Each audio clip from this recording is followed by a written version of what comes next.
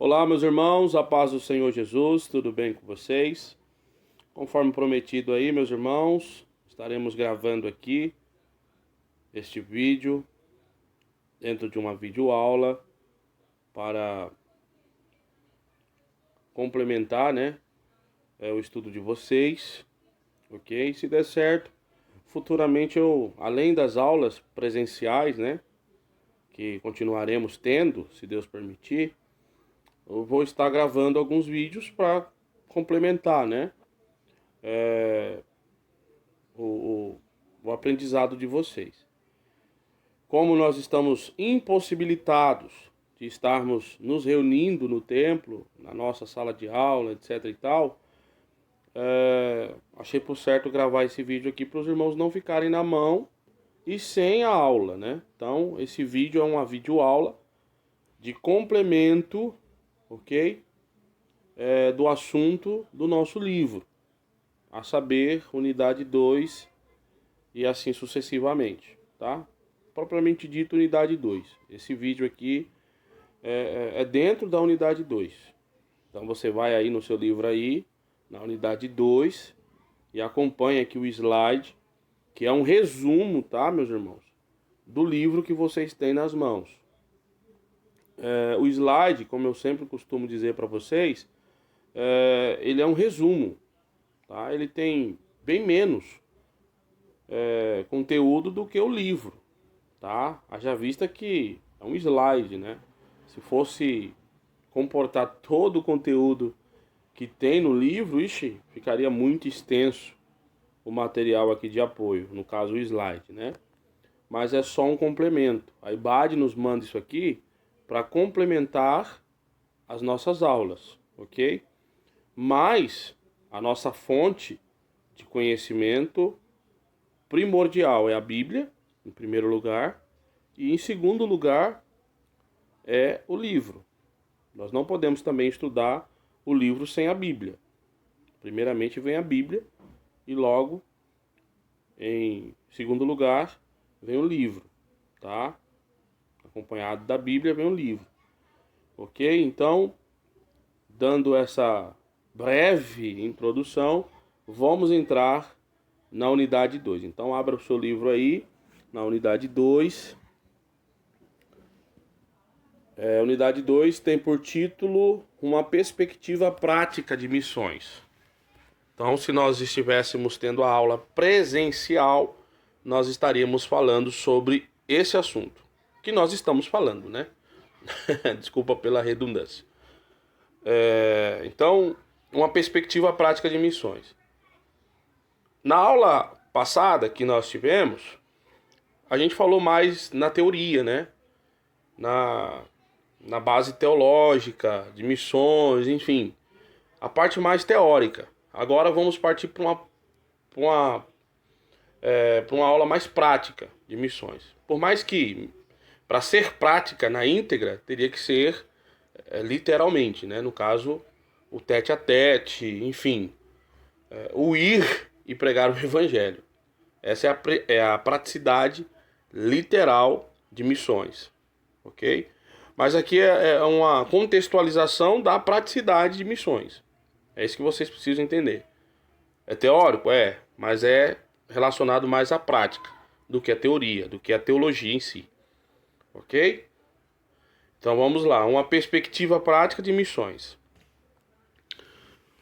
Missiologia, irmão, só para fins de conhecimento, antes de adentrarmos aí aos respectivos tópicos e pontos, né, da unidade 2.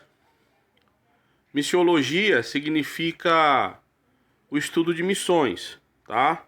Missio significa missões, mais relacionada ao ide, pregai o evangelho a toda criatura, e logia vem de logos, estudo.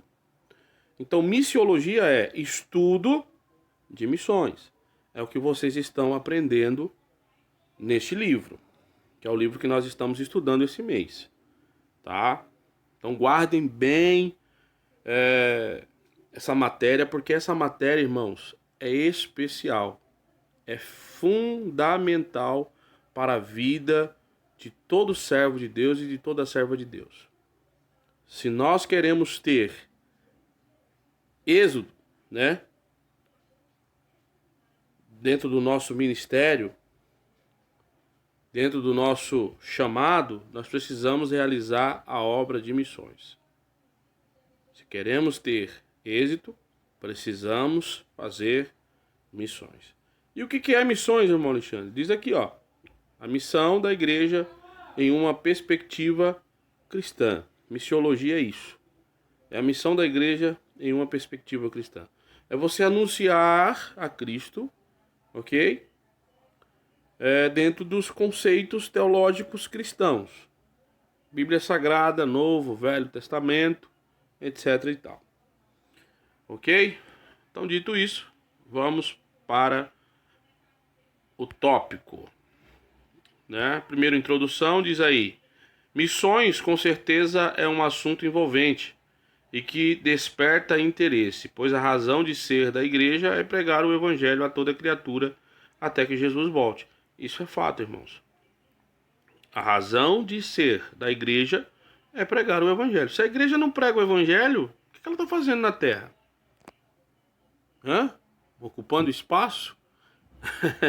Porque ela deixou de ser a agência de Deus na terra. É simples assim. Tá? Eu sou bem radical nisso. Porque a igreja ela foi instituída ou constituída com o intuito, né, ou para fins de evangelizar. Para fins de evangelização, de pregar o evangelho. Foi para isso que Jesus constituiu a igreja. Primeiro, para salvar um povo, né, zeloso de boas obras, etc e tal, conforme os irmãos sabem e conhecem a história. E sabe que esse é um dos maiores desejos de Deus, mas não só este, ou não só isso, mas também de fazer com que hoje os que alcançaram a salvação, no caso nós, venhamos distribuir a salvação aos que ainda não têm, entendeu? Esse é o intuito, é o gerar ovelhas. Tá? É por isso que a Bíblia fala para a gente dar frutos. Os frutos também estão relacionados à evangelização, ao ganhar almas. A Bíblia diz que aquele que ganha alma ou almas é sábio. Então nós precisamos ganhar almas. E isso vai valer muito na hora de recebermos os nossos galardões diante do Senhor. Ok? Então, continuando. Trataremos nessa unidade um assunto relevante para o sucesso do missionário nessa tão importante tarefa, que é a obra missionária na prática. Então, como eu já disse, vai ser uma abordagem mais prática, tá? É mais, vamos dizer assim, né? É mais prática do que conhecimento. Na verdade, é o conhecimento de forma prática. Aqui o slide vai nos dar uma perspectiva de como agir, de como fazer, de como, enfim, realizar a obra de missões, quais são os métodos, como saber se foi chamado para a obra missionária, se não foi, haja vista que existem muitos aventureiros hoje. Enfim, saber, né, como lidar com a obra, como cuidar do rebanho, como exercer, né, de fato, o chamado que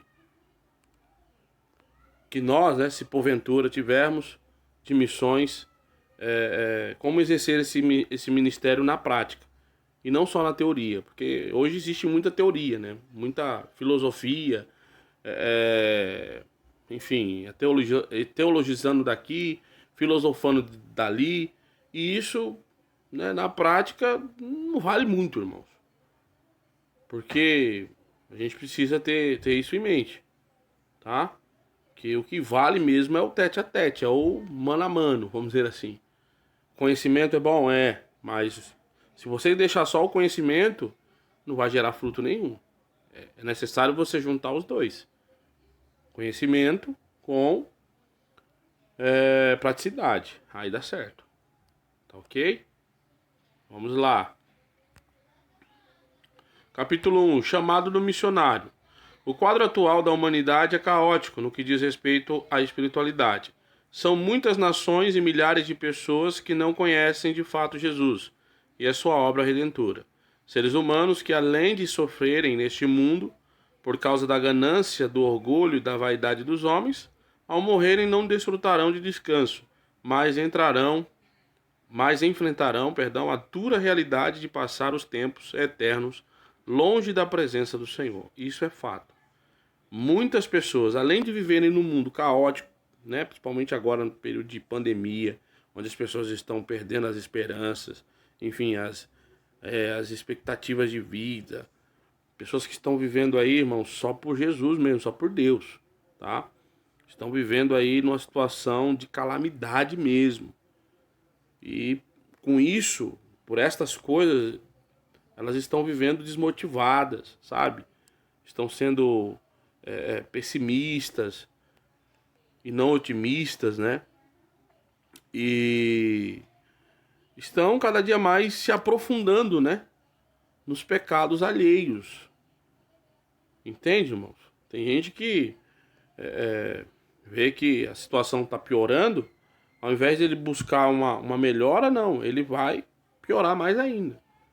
Ele vai se aprofundar mais ainda. Entendeu? Isso, na realidade, é verídico. Uma pessoa, por exemplo, quando vê que está tudo dando errado, um viciado em drogas mesmo, por exemplo, ele vai se drogar mais ainda. Um viciado em bebida, ele vai beber mais ainda. Porque ele acha que ele bebendo mais, ele se drogando mais, ele vai aliviar a situação de dor, né, de preocupação, enfim. Ele vai aliviar o momento que ele está passando. Tá entendendo? Quando na verdade só vai aumentar, né, irmãos? Só vai aumentar. Então muitas pessoas estão vivendo nesse mundo caótico, nesse mundo tenebroso, estão morrendo, indo, né, para a eternidade com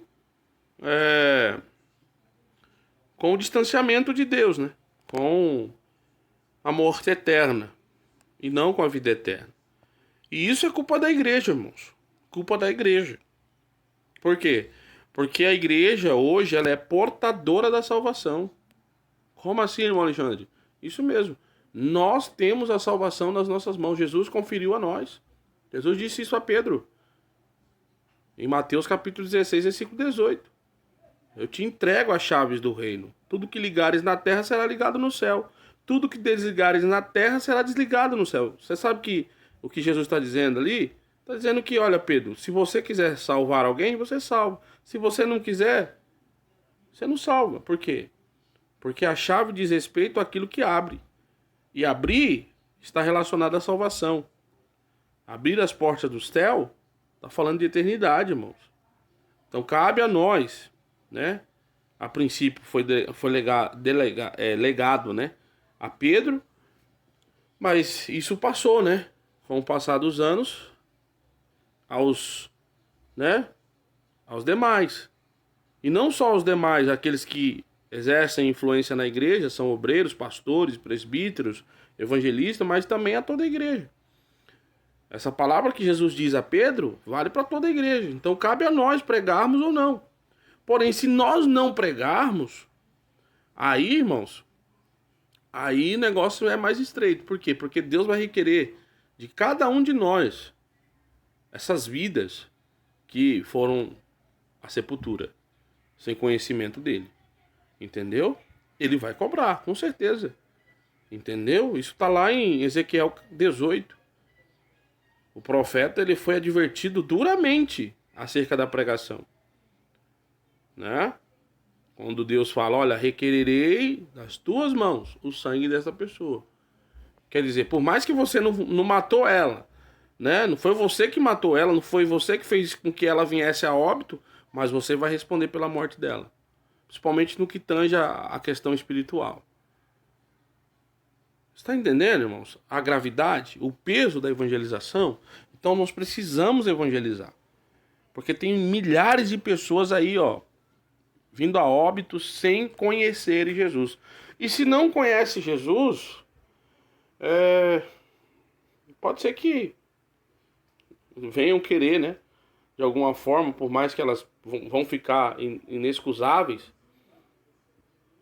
Não tem esse negócio de... eu vou ficar sem culpa diante de Deus porque ninguém pregou o evangelho para mim. Não, você vai ficar com culpa da mesma forma. Por quê? Porque você já nasceu com uma natureza pecaminosa, decorrência de Adão e Eva, e também pelo fato de você ter visto tudo que Deus criou, a natureza, enfim, a criação, e não reconheceu Ele como o Criador de todas essas coisas. Então, isso, segundo Paulo em Romanos 1, versículo 22 a seguir, deixa a pessoa inexcusável, isto é, sem desculpa alguma diante de Deus. Né? Deus é tão sábio, irmãos, que ele já criou todas as coisas para que, se a igreja não viesse pregar, né, como está acontecendo hoje, não estou generalizando também, mas uma boa parte da igreja está aí, né, de braços cruzados, não está pregando o evangelho. E Deus, sabendo que isso iria acontecer, Ele cria todas as coisas e faz com que todas estas coisas que Ele criou revelem, né, manifestem a sua glória, a sua divindade, enfim, o seu eterno poder, para que estas pessoas, essas criaturas que desceram à sepultura sem conhecerem Ele por meio da verbalização da pregação do Evangelho, fiquem inexcusáveis diante dele, pelas coisas que Ele criou. Tá entendendo, irmãos? Olha a sabedoria de Deus. E Paulo revela isso em Romanos capítulo 1, versículo 22 a seguir. Isso é tremendo, tremendo. Então isso dá a entender que a pessoa, ela vai ficar sem desculpa, né? Diante de Deus. Não adianta ela falar, os teus servos não me pregaram a palavra. Aí Deus vai falar assim, tudo bem, eles não pregaram, estão errados em relação a isso. Mas você também não quis reconhecer a minha glória. Porque eu fiz tudo, criei tudo, te dei todas as condições e você não me glorificou. Né? Pelas coisas que eu fiz. Pelas coisas que eu criei. E pelas condições que eu te dei. Então Deus é muito sábio nisso. Tá? Mas isso não é um pretexto também para nós ficarmos com os nossos braços, né, cruzados, sem fazer a obra, né, do Evangelho, enfim, a obra de missões, a obra do Senhor, né? Isso não é pretexto, porque, como eu falei, se nós não pregarmos, seremos duramente repreendidos pelo Senhor e seremos culpados, tá? Aí você pode me perguntar, e o que vai acontecer, irmãos, com aqueles que não pregaram o evangelho? Simplesmente vai ficar sem galardão, né? Vai ficar sem galardão, não vai perder a salvação, mas também vai ser envergonhado. Essa é a verdade, irmãos. Vai ser salvo? Vai. Mas vai ser envergonhado, porque imagina, todo mundo ganhando prêmios, lauréis, né? Ganhando ali as coisas do Senhor e você não recebendo nada. Que triste que não é, né? Não é triste quando todo mundo recebe um presente, por exemplo, um amigo secreto, e você não ganha nada? Fica, poxa, nem para ganhar alguma coisinha, né? Assim também é a sensação que teremos no tribunal de Cristo. Se não pregarmos o evangelho, nós não teremos nada para receber. Só a salvação. Mas as coroas, você não vai receber. Entende, irmãos? Olha a gravidade, tá? Então vamos lá, continuando. Faltam pessoas dispostas e preparadas para levar a mensagem de libertação que garante vida eterna, de gozo e paz. Então falta. Capítulo 1. A chamada do missionário. Primeiro, 1.1. Conscientização missionária. Diante da situação espiritual do mundo e da necessidade de apresentar o evangelho a todos os homens, o servo de Deus deve tomar uma importante decisão, pois encarado essa realidade, ele tem 3 escolhas para fazer: fugir, apenas observar ou agir. São 3 atitudes ou 3 escolhas que ele tem que fazer: fugir, né? Apenas observar ou agir. Fugir, você vai cair no mesmo erro de Jonas, né? Se apenas observar, é aquilo que eu acabei de falar. vai ser duramente repreendido pelo Senhor, vai perder o galardão, né? Quando eu digo galardão, a recompensa, né? Ou agir. Se agir, tem bênção para receber, ok? É por isso que Paulo falou: ai de mim se não pregar o evangelho, porque ele sabia que ele tinha que pregar, porque senão ele ia ser responsável pelo sangue, pelas vidas, né? É dos gentios, ué, daqueles que Deus confiou em suas mãos. Tá entendendo, irmãos? É tremendo isso. Louvado seja o nome do Senhor. Continuando, a conscientização se dá da seguinte maneira: gratidão a Deus, responsabilidade diante de Deus e demonstração de amor a Jesus e ao próximo. Então, quais são as coisas ou que me motivam a fazer a obra de Deus, no caso, a obra de missões? É a gratidão a Deus, por tudo quanto ele tem feito pela minha vida. Então, essa é a conscientização que se dá desta maneira. A primeira é gratidão a Deus. É o mínimo que você pode fazer, A obra de evangelização, de missões, é o mínimo que você pode fazer por tudo quanto Deus já fez pela sua vida, pela sua família, né?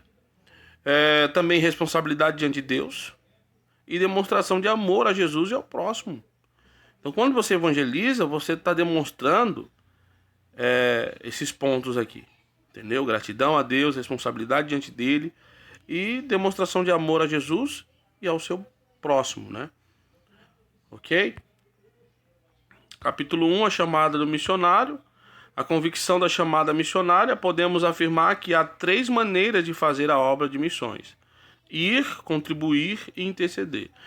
Tipo, se você não quer ir até o campo missionário, invista em quem quer ir, ok? Interceda por quem está trabalhando. Essas são as 3 formas de fazer a obra de missões.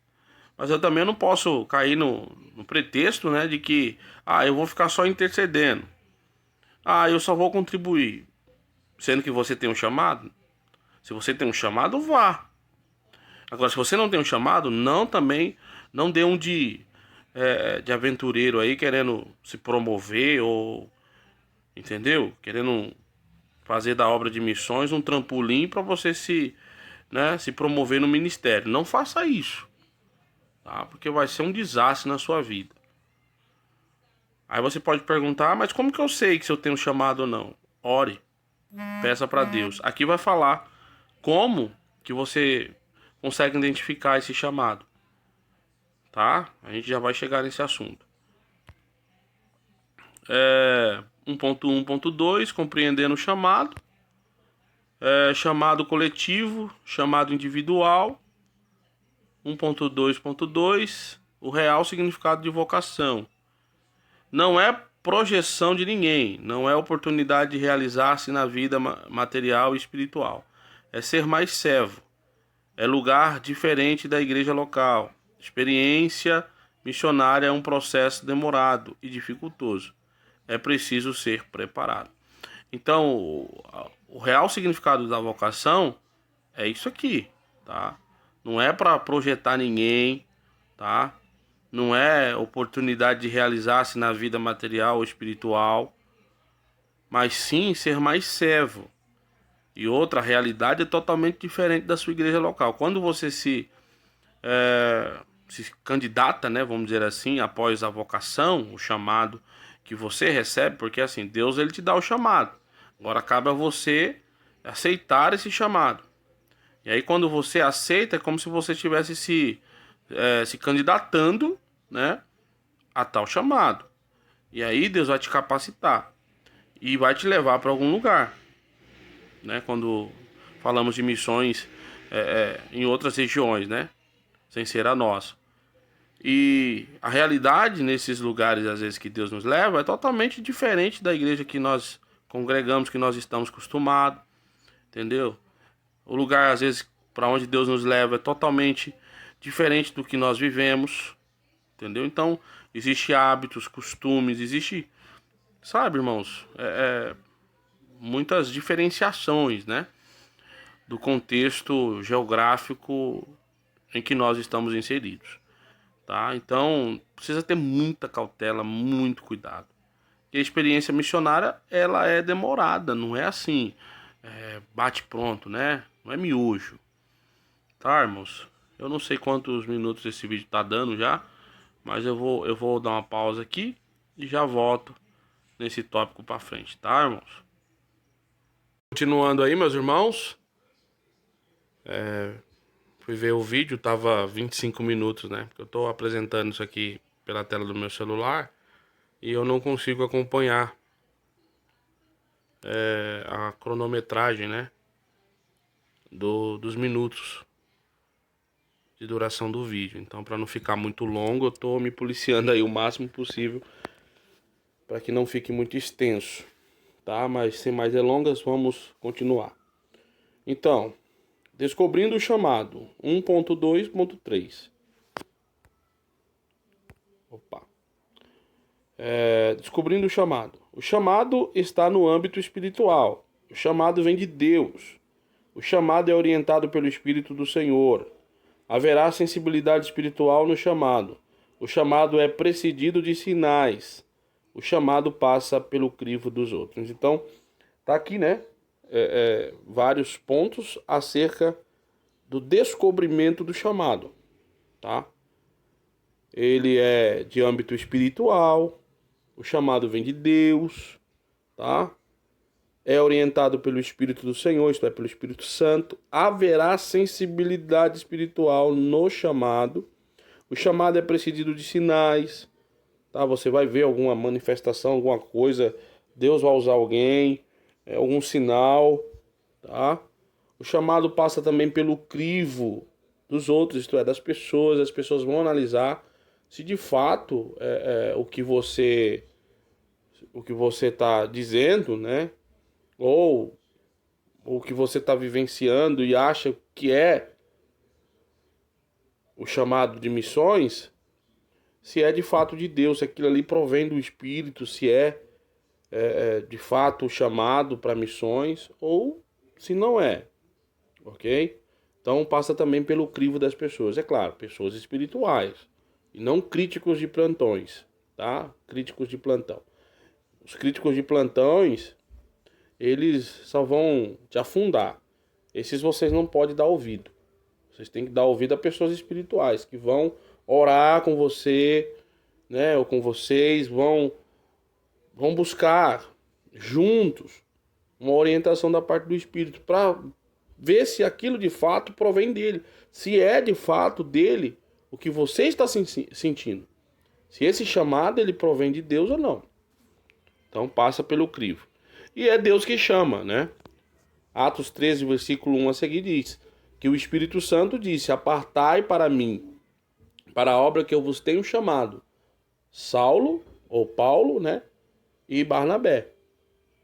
E o Espírito Santo pediu e logo separaram Saulo e Barnabé para a obra de missões.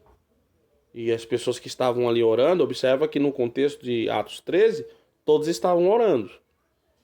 Estavam orando e o Espírito Santo vai, toma uma pessoa ali e fala com eles: ó, separa para mim Saulo e Barnabé para a obra que eu vos tenho chamado. Porque eu capacito, eu vou adiante. Entendeu? E Deus capacitou, velho. De fato. Capacitou Saulo, capacitou Barnabé para fazerem a obra de missões. Ao ponto de Paulo chegar a fazer 3 viagens missionárias, pregando o evangelho por toda a Ásia Menor. Uma parte com Barnabé, outra parte com Silas, né? Depois daquele desentendimento que eles tiveram acerca de João Marcos, eles tiveram que se separar, Saulo e Barnabé, no caso Paulo e Barnabé, devido a João Marcos. Mas a obra não parou, pelo contrário, a obra continuou. Isso é interessante, por mais que haja discussão, e a Bíblia diz que foi uma discussão muito feia entre Paulo e Barnabé, a obra de Deus não para. Eles continuaram, entendeu? Eles não se deixaram se abalar por causa daquela discussão. Eles foram adiante, tanto Saulo, Paulo como Barnabé. Isso é tremendo, irmãos. Por isso que a gente precisa analisar isso, porque tem crente hoje que se deixa se abalar muito fácil. Porque teve uma discussãozinha ali com alguém na igreja, alguém falou alguma coisa pra você, não concordou com você. Ah, eu não vou mais pro culto, ah, não vou fazer mais isso, ah, não vou... Pera aí. Imagina se Paulo fosse fazer isso. Imagina se Paulo fosse ter a mesma ideia que muitos têm hoje. Ah, eu vou desistir do meu chamado. Já deu tudo errado, a gente brigou. É melhor parar, não deu certo. Aí, imagina. Paulo, pelo contrário, falou: ó, não deu certo com Barnabé, coloca outro aí que eu vou com outro. E colocaram Silas. E deu certo. O evangelho se expandiu por toda a Ásia, né? Por todo o continente ali, né? Da Bitínia, Capadócia, e aí vai. Né? Que compõe toda a Ásia Menor ali. Porque existe a Ásia Maior e a Ásia Menor. Eu falo da Ásia Menor. A parte oriental ali, né? Então, irmãos, a gente precisa ter isso em mente, que é o Espírito Santo que nos chama. 1.2.4 Considerações finais sobre o chamado missionário. Qualidades, capítulo 2, qualificações do missionário. A obra de Deus, ao contrário do que a maioria pensa, não pode ser realizada de qualquer maneira. Aqueles que se colocam à disposição do Senhor Jesus para fazê-la precisam entender que deverão buscar preparo e se qualificarem para exercê-la. Ok? Exercê-la. 2.1 Perfil do missionário. O missionário precisa desenvolver algumas características próprias daquele que quer de fato ser usado por Deus para levar a mensagem da salvação. Ele precisa ter um perfil. Qual o perfil? Ele tem que ser um amante, né, da obra missionária, tem que ter evangelismo, tem que ser um crente fiel em Jesus Cristo, um homem de Deus, uma mulher de Deus, que tem uma boa reputação na igreja, enfim, é inteirado nas obras e nos departamentos da igreja. Ele precisa ter um perfil, entendeu? Ele precisa ser um homem ou uma mulher experimentado, ok? Porque senão você coloca um neófito na fé para fazer a obra de missões, você vai matar ele. Então, uma pessoa para a obra missionária, ela tem que ter pelo menos um tempo de igreja. Ela tem que ter passado por um aprendizado na igreja. Ela tem que ter lidado com algum departamento, enfim, feito alguma coisa para Jesus, né? E ter tido um tempo de crente já, ou ter um tempo de crente, né? Para exercer aí a obra de missões. 2.2 Atributos necessários ao missionário. Toda pessoa que é chamada para uma tarefa é escolhida por suas qualidades, que facilitarão o desempenho dela. Então, isso é fato. Capítulo 2 Qualidades e qualificações do missionário ainda. 2.3 Qualificações pessoais.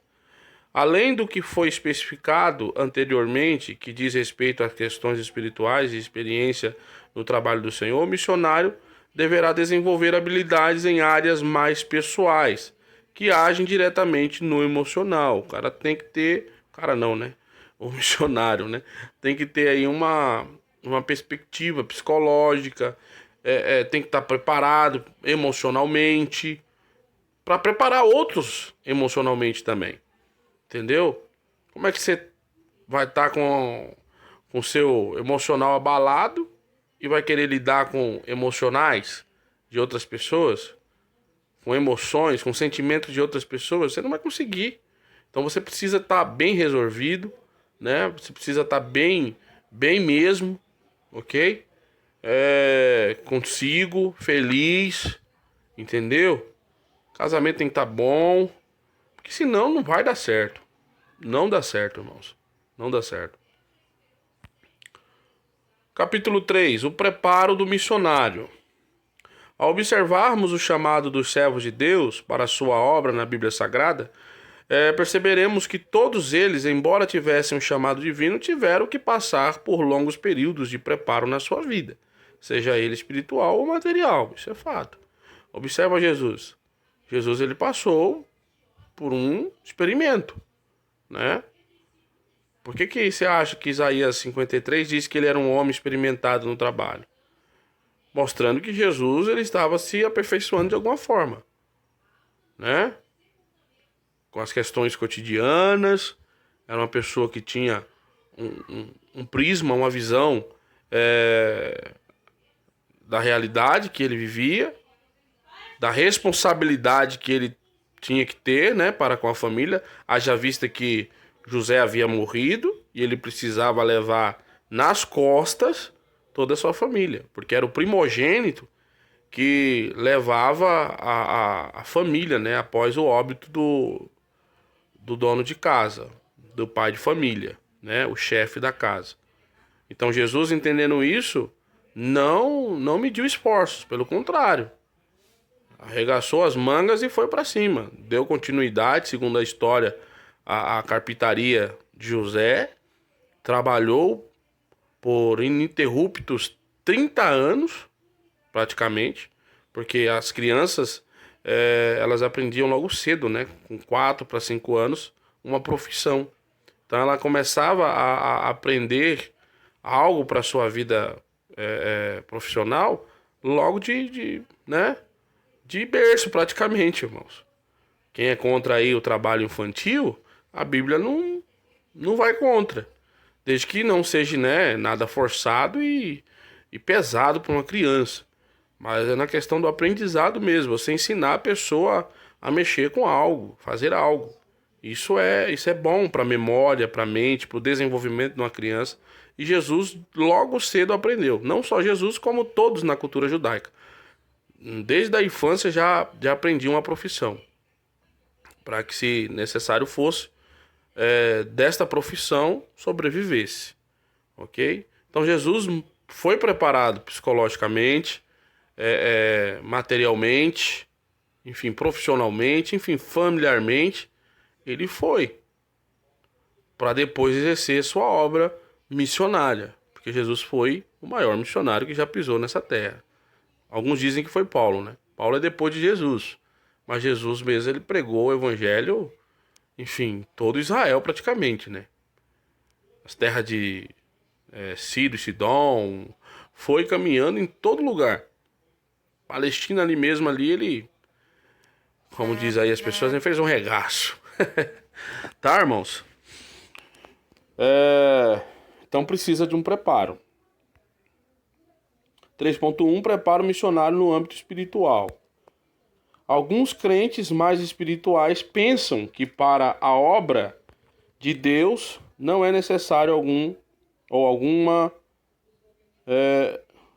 para a obra de Deus não há necessidade alguma de preparo, de estatísticas, de projetos, organizações e cuidado dessa natureza. Irmãos, isso aqui é um problema sério e grave no meio dos crentes hoje, principalmente dos pentecostais, que acham que é assim, você se converteu, Deus vai encher você, Deus vai fazer isso. Peraí, Deus faz, a gente sabe que ele faz, mas você tem que correr atrás, né? Por exemplo, o cara quer ser pregador, mas não compra um livro, não compra uma Bíblia, não estuda, como que ele vai ser pregador? Né? Quer ser pastor, mas, né, não cuida bem da família. Entende, irmãos? Não tem um desejo no coração, não corre atrás, não faz um curso, entendeu? Não faz uma teologia. Como que ele vai ser? Entendeu? Então é complicado essas questões, tá? Então é necessário ter sim um preparo espiritual, material, enfim, estatístico, projetos. Precisa ter tudo isso aí, irmãos. Você vai estar lidando com um reino. E reino tem tudo, tem projeto, tem organização, tem tudo, tem estatística, tem. Você precisa saber que você vai estar lidando com coisa séria. Não é qualquer coisa. Paulo, ele diz que ele se fez de louco para ganhar os loucos. Fez de sábio para ganhar os sábios. Então você tem que ter estratégia. Você precisa ter artimanha, né? No bom sentido, é claro. Você precisa ser uma pessoa sábia para você se desenvolver na obra missionária. Isso não só na obra missionária, mas em toda a área da vida, irmãos, espiritual. Você precisa ter habilidade. Você é uma pessoa astuta, né? No bom sentido. Ser prudente, ok? Porque senão... É por isso que Jesus falou que os filhos das trevas são muito mais prudentes do que os da luz. Por quê? Porque eles são organizados.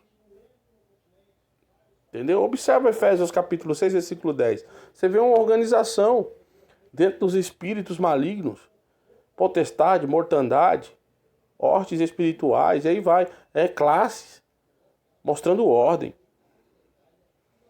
Hoje nas igrejas não tem ordem, irmãos. É complicado isso, né? Mas vamos lá, continuando. Tô terminando já, tá, irmãos? A gente já tá no capítulo 3, falta só 2 capítulos. Conduta espiritual. Conhecimento profundo da palavra. Precisa ter todas essas, né? Essas qualidades aqui, esses preparos, ó. Conduta espiritual, conhecimento profundo da palavra. Como que você vai evangelizar se não tem conhecimento da palavra? Você vai falar o quê para as pessoas? Precisa ter conhecimento, porque uma hora você vai pegar uma pessoa aí que tem um pouco de conhecimento e vai te jogar na parede, vai fazer algumas perguntas para você que você vai ficar sem resposta. E aí? O servo de Deus não pode ser envergonhado, tá? E para não ser envergonhado, precisa ter preparo na palavra. É por isso que Paulo disse a Timóteo, olha, procura te apresentar-te a Deus como obreiro aprovado, né? Que não tem do que se envergonhar.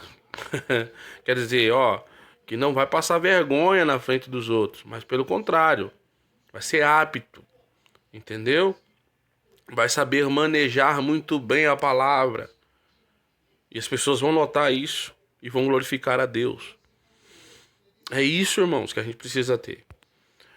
Disposição psicológica, tá? Isso é fundamental nos dias de hoje. 3.2, o preparo missionário no âmbito material. Neste tópico, avaliaremos a relevância dos cuidados materiais, essenciais para o bom desenvolvimento de missões. Aí já parte para a parte material, né? Física, financeira, etc e tal. O cuidado educacional precisa ter, né, um bom linguajar, não ficar com gírias, enfim, com dialetos ou ditados, né, populares, porque isso não pega bem para um servo de Deus, irmãos. Ok? Principalmente na hora de falar de Jesus, né? O preparo cultural, entendeu? Você tem que conhecer bem da sua cultura. A preparação física, cuidado com a sua saúde, cuidar da saúde, né? Estar bem trajado, bem limpo. Isso é fundamental também, ter uma boa apresentação. A organização financeira tem que estar bem, porque senão você vai estar evangelizando pensando nas suas contas, entendeu? Você precisa ter tudo isso aí resolvido. Ah, irmão, mas isso é impossível resolver tudo isso. Não, não é impossível, você pode, você consegue.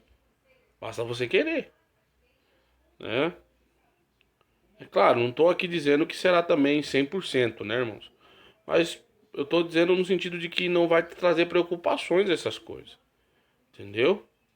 Não vai te deixar de cabeça quente.